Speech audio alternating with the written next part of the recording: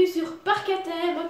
C'est la fin d'année et une tradition va bientôt s'installer dans Parc à Thème, les tops. On va faire des tops en fin d'année.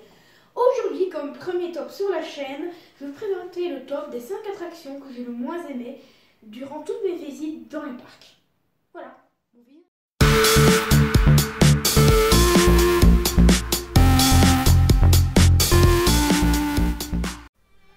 On commence tout de suite avec mon numéro 5 de mes pires attractions, le Geisterrichka à Phantasialand.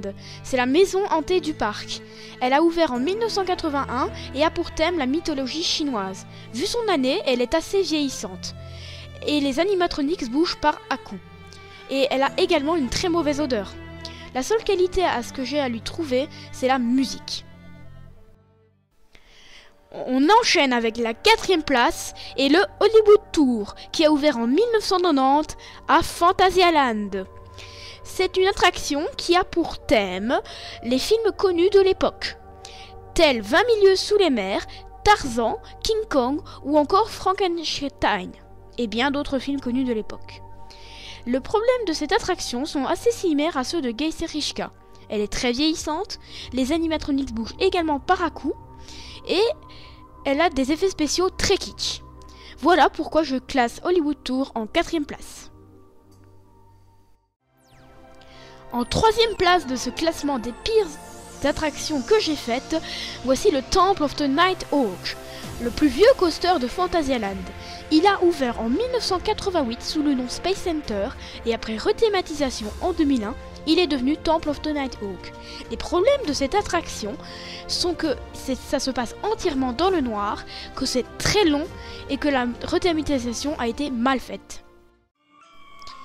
Après 3 attractions à Phantasialand en Allemagne, nous arrivons maintenant en Espagne à Port Aventura, où on va parler du Furious Baco, le coaster que j'ai le moins aimé dans ma vie. Le Furious Baco a ouvert en 2007. Le problème du Furious Baco sont qu'il est brutal. Franchement, j'ai eu vraiment mal à la tête. Pendant quelques minutes, j'ai même plus su bouger ma tête. Il est fort court par rapport à la longue attente qui s'y passe.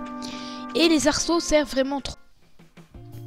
Avant de dévoiler la première place de ce classement, voici quelques mentions honorables. La première de ces mentions est Romus et Rapidus, qui est le parcours de bouée du parc Astérix tout près de Paris. Le problème de cette attraction sont que c'est long, qu'on n'est pas mouillé, ce qui est presque insultant pour une bouée en fait, et que ce n'est pas joli, on ne voit rien. Donc voilà pourquoi je n'aime pas Romus et Rapidus. Alors la suivante attraction que je n'aime pas, c'est Space Mountain à Disneyland Paris. Bon, je sais, des personnes vont dire Space Mountain, mais pourquoi tu mets ça? Bon, voilà, moi je n'aime pas Space Mountain, c'est comme ça.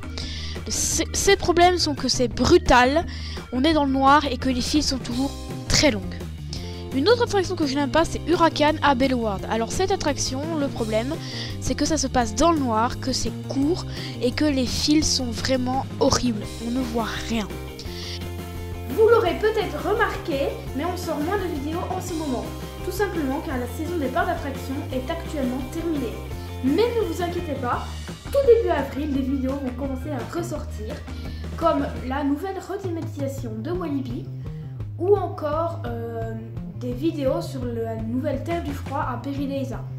En août, vous aurez également beaucoup de vidéos sur Europa Park. Et entre eux, vous aurez peut-être des vidéos à Bellward, Topsaland ou encore Phantasialand. Voilà. Et enfin, le moment que vous attendez tous, la première place. El Rescate de Ulysse à Terra Mythica, l'attraction que j'ai le moins aimée dans ma vie.